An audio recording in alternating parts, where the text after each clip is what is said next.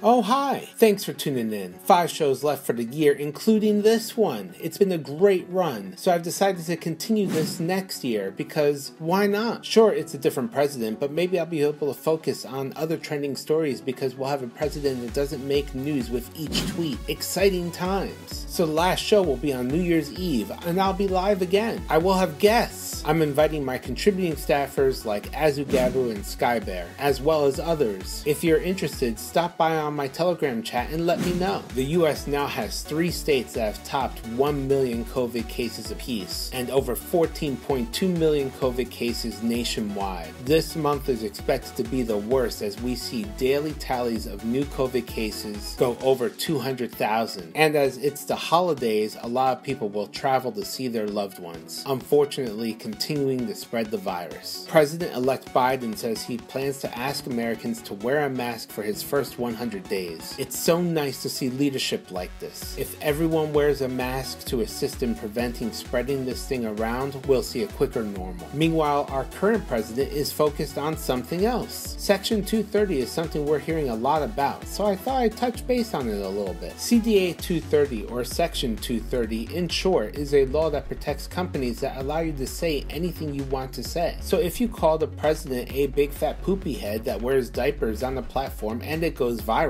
it makes sure that the platform you posted it on doesn't get punished or sued for letting you express yourself. Without this law, the platform could be threatened with people who want to limit what it allows you to do, probably with lawsuits. That is why the people you see saying it should be stripped are people who have been embarrassed on social media by viral content. Cannot even hate on one political party for this because users on both sides of the aisle hate that they cannot sue and control what you get to say. You may say, so what? I don't use Twitter or Facebook.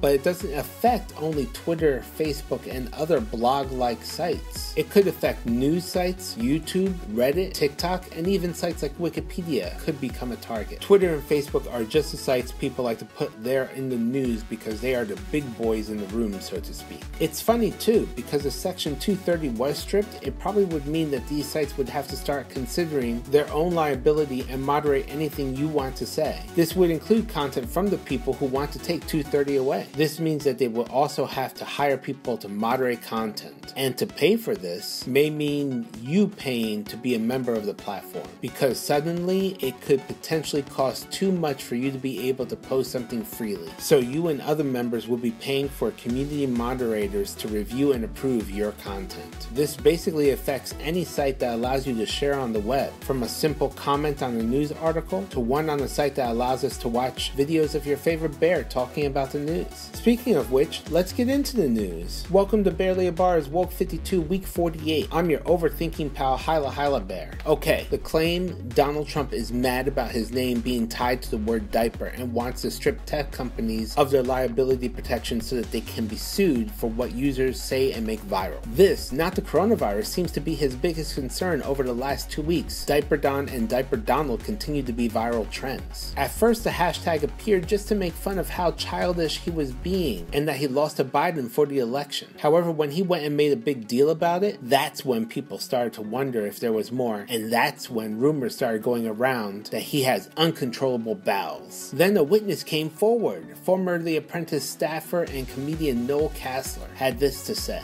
Often soil himself on The Apprentice set. He's incontinent from all the speed, all the Adderall he does, the cocaine that he's done for decades. You know, all that stuff has a laxative and it has an effect on your bowels, and his are uncontrollable.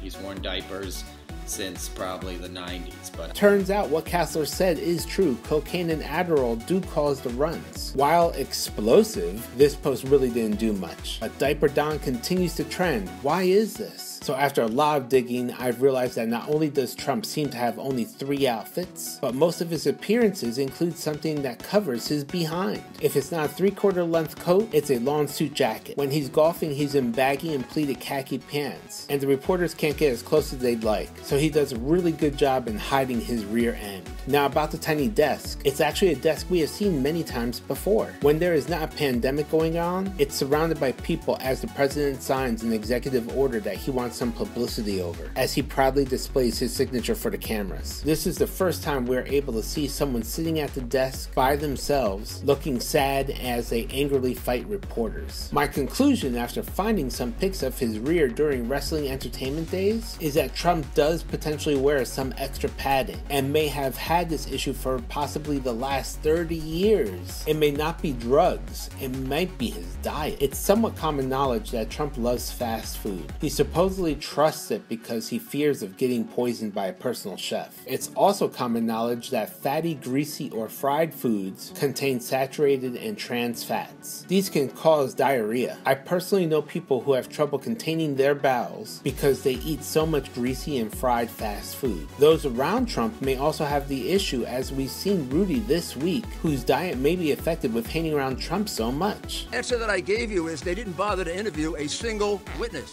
Just like you, they don't want to know the truth. Not part of that. I will ask that he be disciplined for that. First of all. Hold on. I've overthought this topic.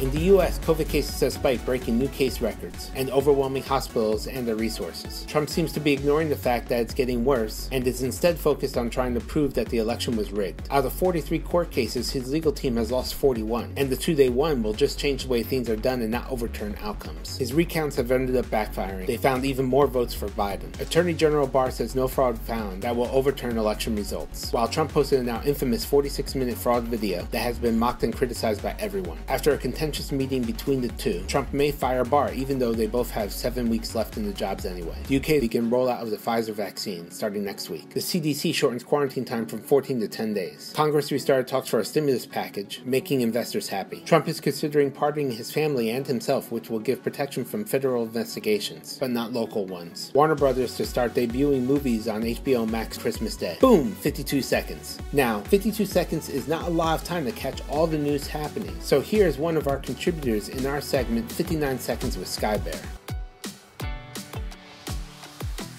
Guys, so I know it's the end of the year and everybody's getting their top genre. Had to set my boy Nitrix straight trying to pull some fast one on us. And I said, sir, no, you are the top song, that's why I tagged you.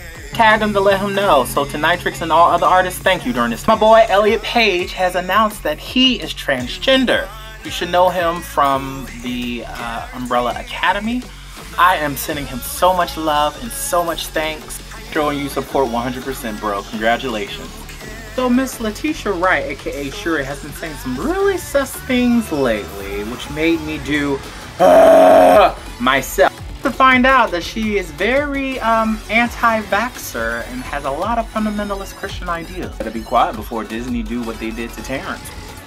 Nintendo has announced that Super Nintendo World will be opening up at Universal Studios Japan February 4th, 2021. Hey, Big Daddy! Thanks, SkyBear. Thank you for watching. If you like these news blasts, feel free to share a bear with your friends. You can also like, comment, subscribe, and click the notifications alert bell to stay woke 52 times a year in 52 seconds of news. Want more news with your favorite news bear? Feel free to stay till the end to watch some clips or images with me. Bye for now.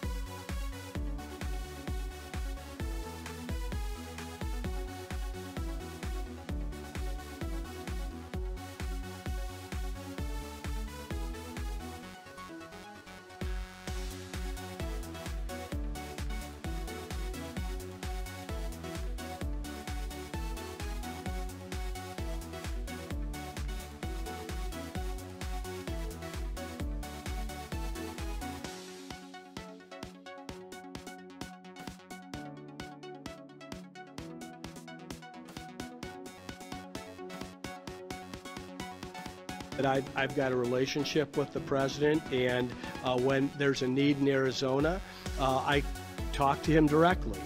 My senior staff knows this. We've had so much outreach personally from both the president and the vice president that I had to change the ringtone on my phone, and it rings "Hail to the Chief" because I didn't want to miss another phone call directly from the White House.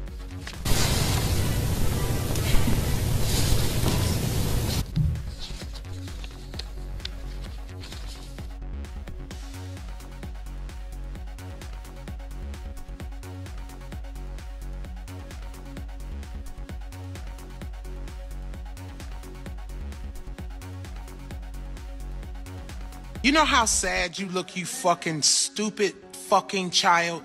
You up here with a chart that you can't even read. He can't even read this chart. He don't know what the fuck that chart say.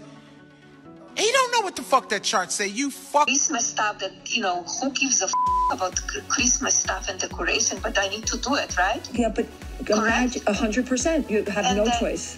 And okay, and then I do it, and